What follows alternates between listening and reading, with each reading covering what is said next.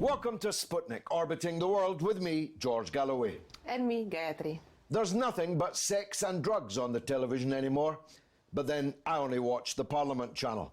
Lords sucking Class A drugs off the naked torsos of prostitutes. Well, she had to be naked. The Lord was wearing her underwear. This is, as it happens, the lighter, laughable side. In a different universe of darkness lies the child sex abuse scandal, in which it is already clear that a substantial section of our rulers were unspeakable perverts, preying on the most vulnerable people, children without parents, laughably described as being in the care of the authorities, who were then abusing them. None of this would have been known but for a handful of dedicated, courageous journalists. Foremost amongst those in this generation is Mark Watts of Exaro News of Fleet Street, London, the last outpost of investigative journalism. Who'd have thunk it? Mark, thanks for joining us. We brought you back more quickly than we might otherwise have done, because since we last spoke, and indeed in the days, hours after we last spoke, all kinds of new developments in this story emerged. Kindly summarize those. Yes, you're right. It's amazing what's happened since we last spoke, George. Perhaps the most significant thing was the Cabinet Office managed to find some documents stuffed down a wardrobe somewhere that had been lost despite a massive review into documents relevant to child sex abuse. They weren't turned up in that review, but they turned up a bit later as a consequence of journalists pressing the government over these files. And these files were significant because it turns out that these files about child sex abuse related to all sorts of people in positions of power in Britain. And in particular, and we don't actually know what's in them because they haven't been released, but we have got glimpses from what's been disclosed so far. In particular, there was a communication from Sir Anthony Duff, who was the head of the security service, MI5, writing to the then Cabinet Secretary, Sir Robert Armstrong, in which they were talking about an MP, apparently named, but the name has not been publicly released, who has a, quote, penchant for small boys. And the MI5 boss warned the Cabinet Secretary that while the MP concerned denies the allegations, and that denial is accepted, that there's a far greater risk, as he puts it, for political embarrassment rather than security concerns. And by the way, nothing seems to have been said about the concerns about the underlying issue, namely the sexual abuse of children. Just before you move on from that, because I know there are many other developments, wasn't this straight out of Yes Minister? We had the Home Office stalwartly denying that any such documents were in their possessions. But they were in fact in the possession of the Cabinet Offices. It was a non-denial denial. The government had these documents. It's just that the wrong department was being asked if they had them. It beggars belief, doesn't it, that the British Civil Service, famous throughout the world for their punctiliousness and efficiency, really lost these things. Well, yes, but it's even worse than Yes Minister, because not only were there documents that turned up in another department, it also turned out there were relevant documents in the Home Office too. And when the review was done by an outside person into relevant documents, at the time he said that he extended his search beyond the immediate department. So he had made some attempt to get material beyond the Home Office. So it is just extraordinary, this situation. It seems as though these extraordinary documents... or unbelievable? Well, it happened, and we're still waiting to find out exactly what's in these documents. We know that they're supposed to be being passed to the police in case they're relevant to any of their current live investigations. They're supposed to be passed to the overarching inquiry that was set up. One other crucial element about these papers is that some of these papers relate specifically to King Cora. This is a children's home in Belfast, as was, and there's been a desperate attempt to keep King Cora out of the overarching inquiry, or rather keep Northern Ireland out of the overarching inquiry. It'll be an overarching inquiry that is in fact not overarching in essence. And it's quite clear to us, given the stories that we've done on Exaro, that King Cora is key to this overarching scandal. Well, I worked at Private Eye when Colin Wallace, the former British intelligence man, was regularly talking about King Cora, but it never really broke out of Private Eye. But these new documents take it into the mainstream, don't they? What might have happened at King Cora, or what's alleged to have happened there? Well, one thing that's interesting is that just before those documents emerged, we'd run a story on Exaro based on the testimony of an abuse survivor who identified all sorts of people as having abused him, people in positions of power, but also people who he said were connected with the cover-up, but he didn't want to go into detail about what exactly their roles were. And it's very interesting, if you look back at the story we did, many of these are the names that pop out 3 or 4 days later in these lost documents that have just been found. Miraculously discovered in the, as you say, down the back of filing cabinets. And if you believe that, you'll believe anything. And I don't. I'm certain that, horrific though the abuse undoubtedly was, we'll come to just how horrific in a minute, the cover-up is going to be more disastrous for the ruling elite in Britain than the actual crimes themselves. Do you agree with that? Well, I think both. I think both are so off the scale. I mean, it's impossible to say which is worse.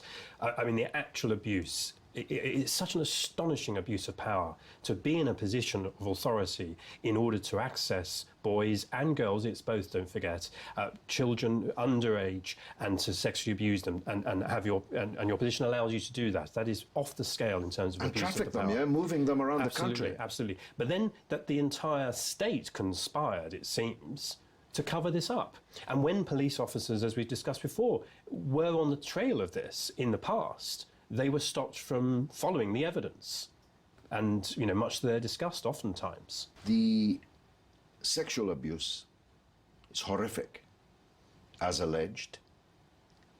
But when we start talking about children being murdered by the abusers, kind of moves it into the realms of a plot that if you submitted to Hollywood might be rejected as far-fetched, and yet there's good evidence emerging that that's what happened. Well, that's right. There's a particular abuse survivor who came to us at Exaro, talked to us first. And in fact, going back to your introduction, he wasn't from a children's home.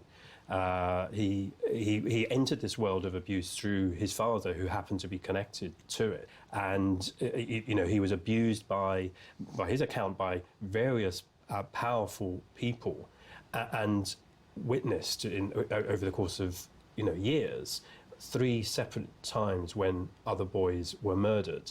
And where we are now is the police came to us and said we would like to speak to what were anonymous witnesses who were talking to us, and we said, well, we'll pass on your request, but you know, we don't have much hope, quite frankly, because unfortunately a lot of abuse survivors really don't trust the police.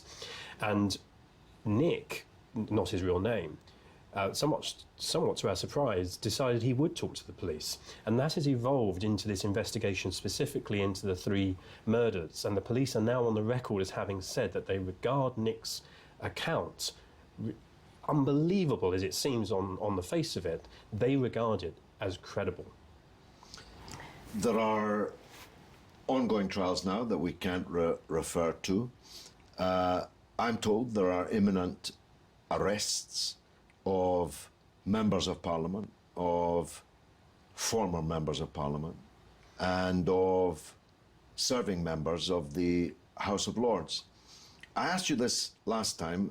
It's a bit unfair as a question, because how could you know? How could I know? How could any of us know? But is there any precedent for this? There certainly isn't in Britain. We've agreed, I think, it's the biggest scandal ever in Britain.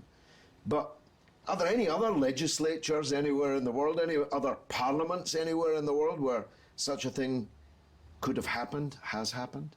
Well, it's very interesting you ask that, because we at Exaro are obviously based in the UK, and although we do international stories, we focus particularly on this scandal in the UK because as we discussed before, it is Britain's biggest ever scandal. And we are contacted by a lot of people overseas who keep telling us that there are parallels in their own countries, and you know, I hope we will come to that. I think so. Not just a British disease. It may not just be a British disease. No.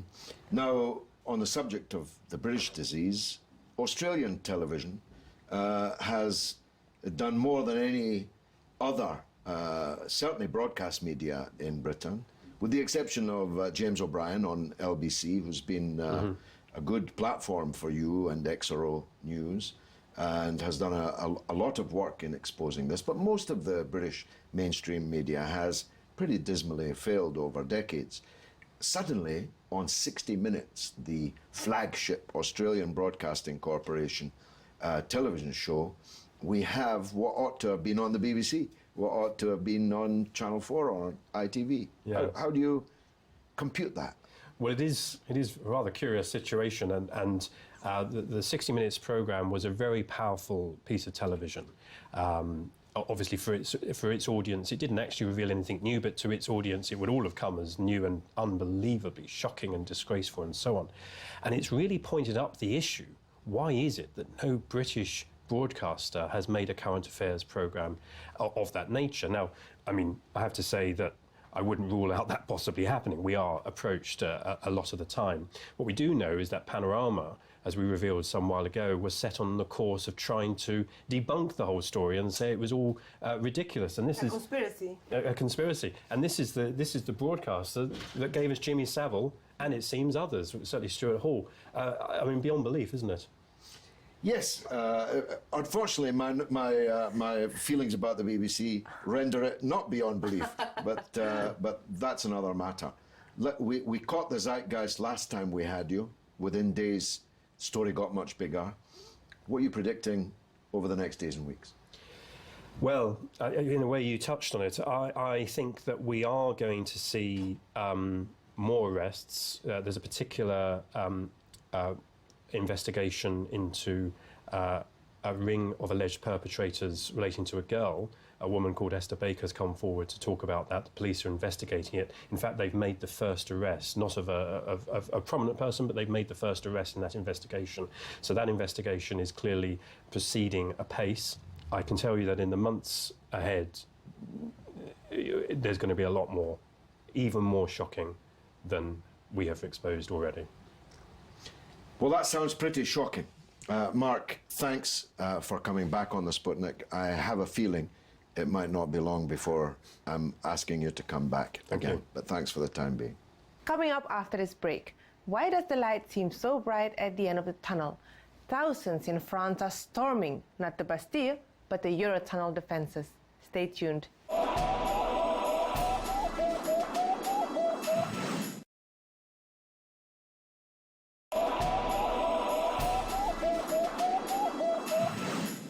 Welcome back to Sputnik. The world is awash with refugees fleeing the four horsemen of the apocalypse: war, famine, poverty, and disease. The unluckiest take to the high seas in rusting, leaking boats. Others fan out across a Europe already buckling under its own economic woes. Some thousands actually, camp out in Calais hoping to hitch a ride on a wagon or a train bound for Britain. It's all manna from heaven, of course, for right-wing politicians and media outlets, and europhobes who get the chance to kick the French as well. Joining us now is one of the few British-based journalists trying to put all this in context. Nabila Ramdani. Nabila, welcome to the show. You're following this story closely, being half French, and also from North Africa in origin. So you have as it were, a double handle on this. Here's my take, that the British media and politicians are deliberately, hysterically amplifying the scale of this problem, that there are refugees everywhere, but they're not all headed for Britain, and the idea that is given that there's a huge army like Hitler's invasion force just waiting on the other side of the fence is completely fictional. What's your take on that? Well, I think there is some truth in what you say, but I think the British government is also rightly concerned about what is effectively a huge problem nowadays. It's one of the biggest problems of our time, and it is migration. And it's also often linked with security issues. And that's the approach of the British government, I'm afraid. It's tying the two together. And that's what's creating the scaremongering behind stories that involve security and indeed movements of people. And the French coverage of the migrants issue has been pretty much the same, even though in France you actually have a nominally socialist government, which is exceptionally reactionary when it comes to immigration issues. So I feel that the approach in both countries has been one of huge concern, because in the end we are dealing with up to 5,000 migrants in Calais. I have visited the camps myself, and there used to be a Sangat settlement before, a big center for refugees with all sorts of people involved in looking after the migrants from the health. There were charitable organizations available as well. Now it's all turned into a big, they call it the jungle, as it were, a big settlement, quite unruly as well, and where people are very vulnerable. Sangat was dismantled in 2002. That was welcomed by the British authorities because the idea was that it would make the place less attractive to migrants, but clearly this hasn't been the case. 5,000, though, is a very small number of people. We're talking about a country, Britain, where hundreds of thousands are immigrating here every year. The 5,000 is being painted as a multitude, and it isn't.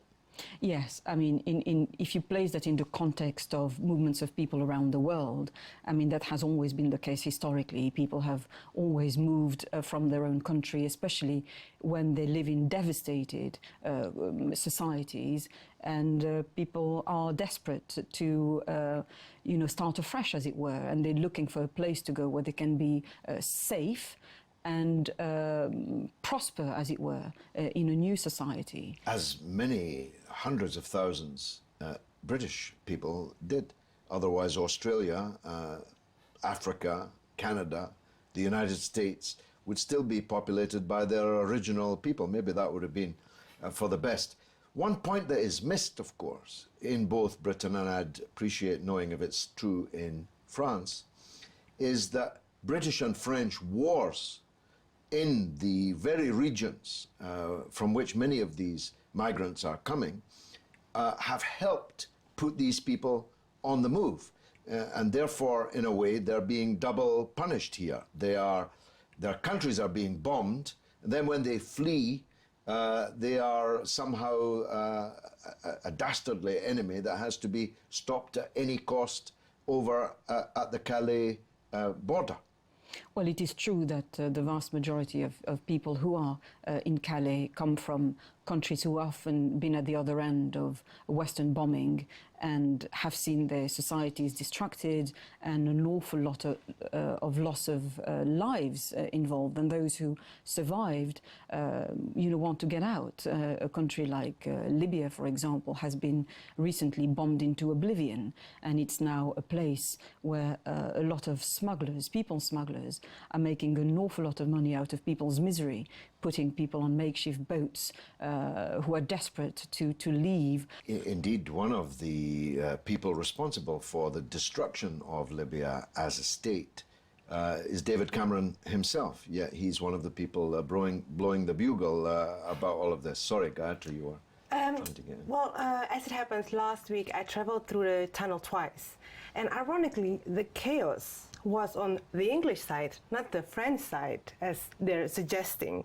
There were huge queues of trucks that were not able to move on because of the so-called chaos on the other side. But when I entered from Calais through to the tunnel, it went very smoothly. Well, that's an interesting angle, Yeah. because, as I said in the introduction, the British media like to have a kick at France, but France is actually not responsible for this. It's the Eurotunnel company that is responsible for the perimeter through the holes in which some of these people who are trying to get on board trucks and so on are coming. Well, I think one clearly shouldn't underestimate the efforts that the French authorities are putting into all this. The French Interior Minister has pledged to, invest more millions of euros to try to deal with the situation. They are clearly also involved in diplomacy with the British. There's a lot of meetings and talks going on. And there are also token gestures like the deployment of 120 extra police officers. It's a shared responsibility, in my view. But as you said, I think one shouldn't lose sight of the fact that in the end, we are talking about people who should be in the prime of life, but who are currently dying as they're desperately trying to make this hugely perilous journey across the Channel Tunnel. And the French authorities have actually blamed Eurotunnel for the loss of lives or for being a potentially lethal area for those migrants. So the absolute priority for both governments should be to focus on saving lives. Now, the brouhaha around the Calais and tunnel stories has successfully diverted attention from the boat people, who are far more numerous, of course, and who I presume, though how could I know because the media isn't covering it, I presume are still leaving from the North African side of the Mediterranean and headed for Europe. Is that the case? It is very much the case. There is pretty much every day several boats full of people who are trying to make it to the European shores. And I think the core issue in all this is that in the future we are likely to see more and more migrants coming from war-torn countries or the troubled parts of the world who want to make it into safe societies in Europe. And that's the problem that Europe will have to deal with and have to sort out. In spite of all its problems with Greece, for example, Europe is still a very stable trading bloc, which is very attractive and appealing to a lot of desperate people. Europe will have to come to find a solution. At the moment, it doesn't have a coordinated approach to this phenomenon, and it's far from finding a solution. Well, I mean, I'll advance one. The first priority is to establish an orderly queue for scientifically appraised immigration. These people in the prime of life, showing such initiative, such determination to get here, are likely to be the very people that would act as an economic accelerator if they did get here. That's certainly been the immigrant story. Everywhere else in the world, no reason why this would be different. The second is to stop bombing their countries and interfering in their countries. Because if you go further south to the Horn of Africa, for example, the West has been involved in war and division in Ethiopia, Eritrea for as long as I've been alive. I've been conscious of it since the early 1960s. And the third would be to help economic development in the South by proper, fair trade and fair terms of investment so that their places became more attractive to stay in than setting out for Calais and trying to jump on the back of a train. How's that for a manifesto? Well, I absolutely agree. I think there is undoubtedly a correlation between countries being bombed and indeed societies being destroyed and people therefore fleeing, devastated places effectively. There is no doubt about that. And there's also a misconception or prejudice about people fleeing those places to come and, somehow come and live on the benefit system. That couldn't be further from the truth. We are talking about people who have aspirations, who, like anybody else, want a decent life. They are often very hard-working people, and they simply want to start afresh. I fiercely opposed the bombing of Libya because it was dressed up as a humanitarian intervention, which eventually brought about regime change, which is, of course, against international law. But you would think that if the intention was indeed to bring about democracy, then why are not Western governments, and specifically the French and the British, who did most of the bombing, not involved now to build up civil society and indeed rebuild the country and make sure that it is, a fair and society to live in? Well, they achieved the opposite. Thank you very much indeed, Nabila Ramdani, for joining us on the Sputnik. And now it's your turn to tell us what you think through the portals of social media. What's rattling, Gayatri? Is there light at the end of the tunnel? What now for those stranded in Calais? Norton Kane says Cameron and co. wage a war on these poor people's countries and then wage a war on them as refugees. Well, it's absolutely true. And it's also a total failure of perspective. I myself had been persuaded that there was an army of 100,000 or so at Calais attempting to, in David Cameron's disgraceful words, swarm over here. Turns out there's 5,000. There's that many immigrants arriving, not just at Heathrow and Gatwick, but emigrating to Spain and Portugal from Britain. Mm-hmm. That's all that we've got for this week. Which, alas, means that's the end of the show. You can stay in touch with us, though, on Twitter at RT_Sputnik and on Facebook, Sputnik on Russia Today. It's goodbye from me, Gayatri. And from me, George Galloway. It's been marvellous.